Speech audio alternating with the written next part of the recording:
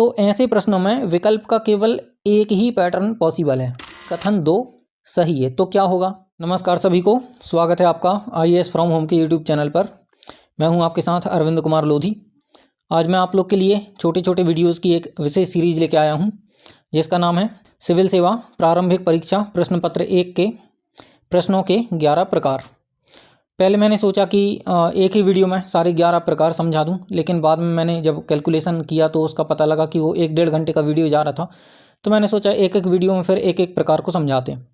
तो सबसे पहले तो ये जो PDF आप देख रहे हो, ये जब 11 की 11 वीडियो में अपलोड कर दूंगा उसके बाद आपको ये PDF मिल जाएगा, क्योंकि अभी ये पूरा रेडी नहीं है इसलिए मैं आपको ये दे नहीं सकता अभी।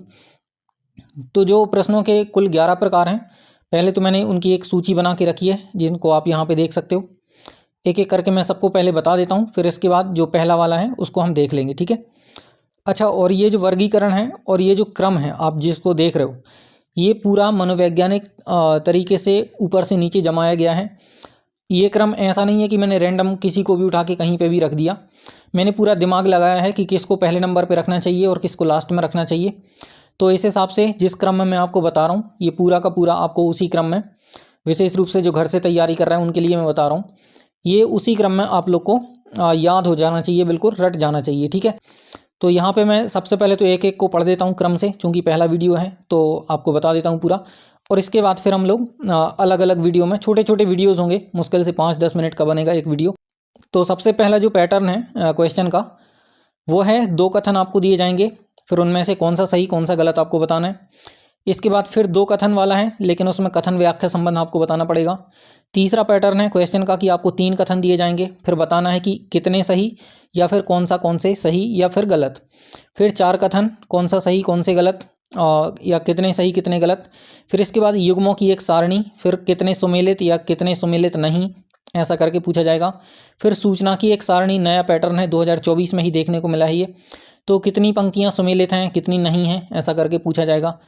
फिर अगला पैटर्न रहेगा क्वेश्चन का, शब्दों की एक लंबी सी सूची आपको दी जाती है और फिर पूछा जाता है कि इनमें से कितने शब्द इस चीज़ से संबंधित हैं, या कोई आपको ऐसा कॉन्सेप्ट दिया जाएगा कि कितने शब्द इससे संबंधित हैं या फिर इससे संबंधित नहीं है, ठीक है। ये दोनों चीज़ें आपको लेके चलनी है, हाँ या नहीं, ठीक है। इसके बाद फिर जो अगला आपको मिलेगा, शब्दों की एक लंबी सी सूची रहेगी और उसमें आपको सही अनुक्रम बताना पड़ेगा कि कौन सा पहले आएगा कौन सा बाद में आएगा। मतलब ये पूर्व से पश्चिम इसको जमाओ, पश्चिम से पूर्व इसको जमाओ, या फिर पूर्व से पश्चिम की ओर जमाओ, उत्तर से दक्षिण या फिर दक्षिण से उत्तर, या फिर प्राचीन से नवीन तक, ऐसे करके, या फिर छोटे से लेके बड़ा तक, ऐसे करके आपको एक अनुक्रम में जमाने के लिए बोला जाएगा, ठीक है। तो इस क्वेश्चन को देखेंगे, ये हमारा 8वां पैटर्न रहेगा। इसके बाद अगला जो पैटर्न है 9वां, उसमें आपको कोई कॉन्सेप्ट दिया जाएगा और विकल्पों में रहेगी उस कॉन्सेप्ट की व्याख्या।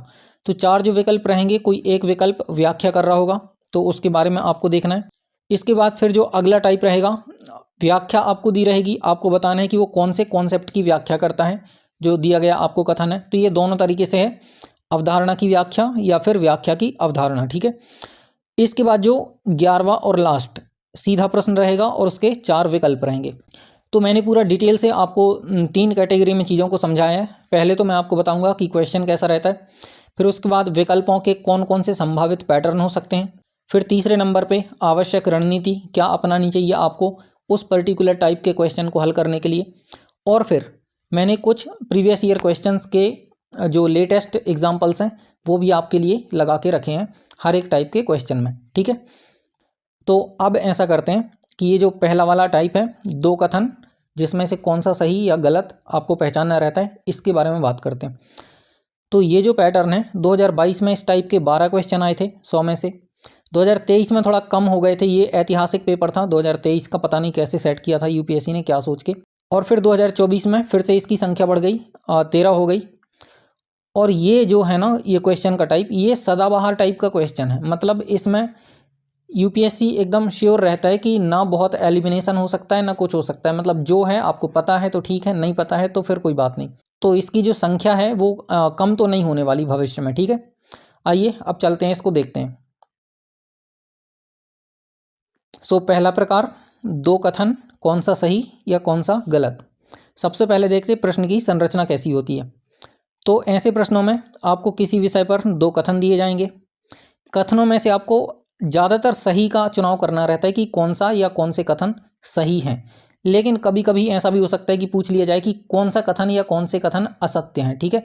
लेकिन ये बहुत रेयर केस में होगा हालांकि, पर पूछा जा सकता है, तो मैंने बता दिया कि आप ऐसा स्कोप बना के रखें उसके लिए, ठीक है।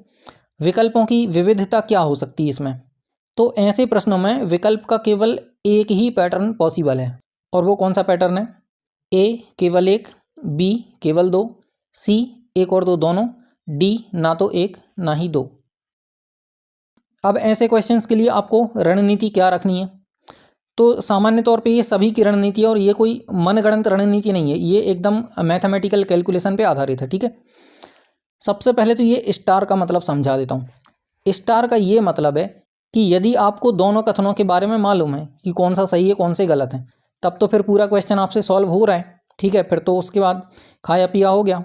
लेकिन यदि मान लो आपको किसी कथन में डाउट है, किसी एक कथन में या दोनों कथन में, तो उसके लिए ये रणनीति मैं आपको बता रहा हूँ। तो सबसे पहले तो आपको ये ध्यान रखना है कि किसी एक कथन के सही या गलत होने के बारे में आपको 100% श्योर हो जाना है कि ये पहला वाला या फिर दूसरा वाला या तो 100% सही है या फिर 100% गलत है। 100% से 1% भी कम नहीं होना चाहिए, ठीक है। ऐसा करने से क्या होगा, मतलब ये पहले पॉइंट से मैं चर्चा कर रहा हूँ। यदि आप किसी एक कथन को लेकर 100% श्योर हो जाते हैं तो दो विकल्प निरस्त हो जाएंगे। दो विकल्प निरस्त होने का मतलब है कि आप 50% आंसर तक पहुंच गए, ठीक है बात। अब इसको समझो ये कैसे होता है।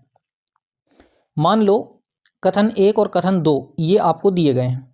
यदि आप श्योर हैं कि ये वाला सही है, यानी कथन दो सही है, तो क्या होगा, इसका मतलब ये हुआ कि कथन दो यदि सही है तो फिर केवल एक सही हो, ऐसा तो हो नहीं सकता, मतलब ए वाला एलिमिनेट हो गया।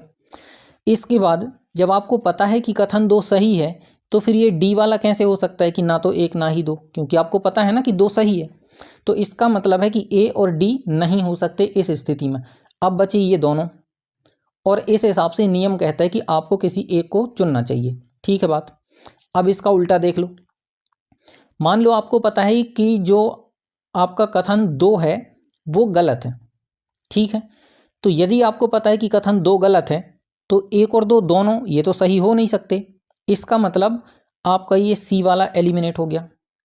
फिर आपको पता है कि जब कथन दो गलत है तो केवल दो कैसे हो सकता है, तो ये बी वाला भी आपका गलत हो गया। तो इस तरीके से ये बी और सी आपके दो एलिमिनेट हो गए। अब आपको ए और डी में से किसी एक को चुनना है। बात समझ आ गई।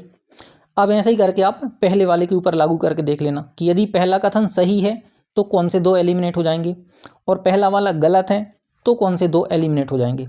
समझ गए बात। तो यदि आप किसी एक कथन के बारे में 100% श्योर हैं तब तो पक्का है कि आप दो विकल्पों को निरस्त कर लेंगे।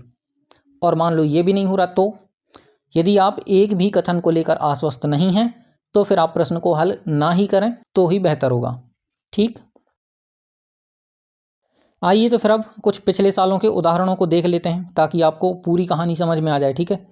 क्योंकि उदाहरण मतलब प्रत्यक्ष, हाथ कंगन को आरसी क्या और पढ़े लिखे को फारसी क्या। तो देख लो यहाँ पे उदाहरण, और ये 2024 से ही 3 उदाहरण लिए हैं मैंने। पहला है, जलवाष्प के संदर्भ में निम्नलिखित में से कौन सा या कौन से कथन सही है या फिर हैं, ठीक है। यदि एक है तो है, नहीं तो हैं। पहला है, यह एक गैस है जिसकी मात्रा ऊंचाई के साथ घटती है। दूसरा है, ध्रुवों पर इसका प्रतिशत अधिकतम होता है। तो यहाँ पे दो कथन है। अब आप इसको करोगे कैसे ये मैं आपको समझाता हूँ। देखो आंसर तो मैंने यहाँ पहले ही से बोल्ड करके रखा है कि ए नंबर है। हमें इसमें नहीं पढ़ना कि कौन सा आंसर सही है कौन सा गलत है। हमें ये देखना है कि क्वेश्चंस के इस पैटर्न के साथ हम डील कैसे करेंगे, ठीक है।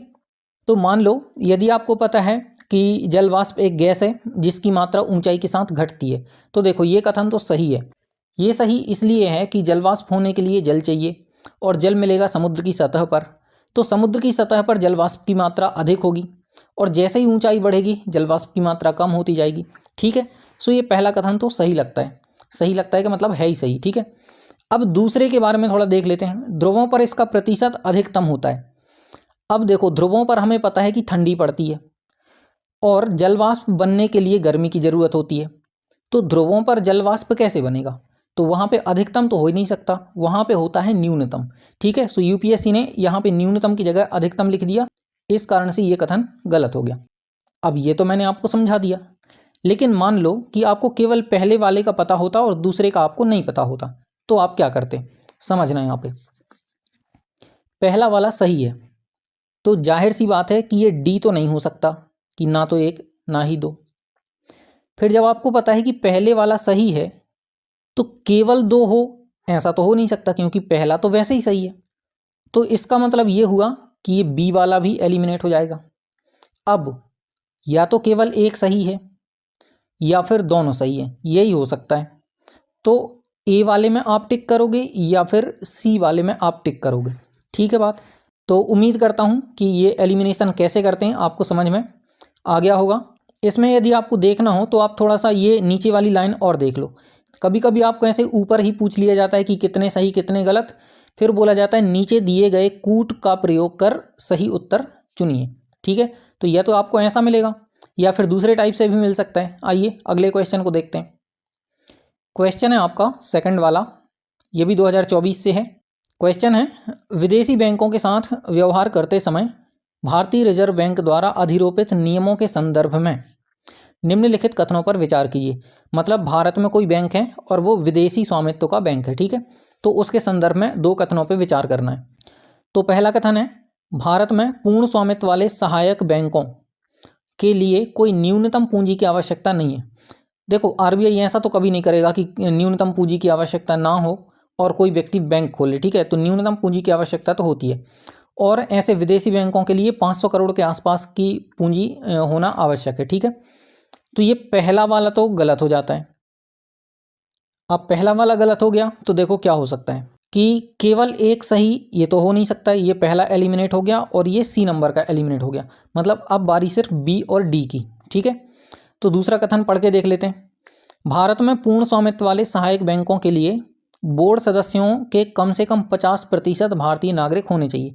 तो देखो ये तो सही है, होने चाहिए, लेकिन मैं आपको बता रहा हूँ कि मान लो इसके बारे में आपको नहीं पता, तो कम से कम आप ये तो कह ही सकते हो कि चूंकि पहला कथन गलत है तो इसलिए ए नहीं हो सकता, इसका सी नहीं हो सकता और बी और डी में से आपको किसी एक को चुनना है।